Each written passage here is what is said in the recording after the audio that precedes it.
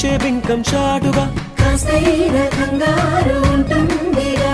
మీకైతే సహజం తీయని బరువై సిరిసించే బిడియం పనులెన్నో పెట్టి మాటలలో వచ్చిందే ఈ సమయం వాళ్ళమైనా ఏం చేస్తాం సంతోషంగా మోస్తాం ఘన విజయం పొందాకే తీరిక కనిపిస్తాం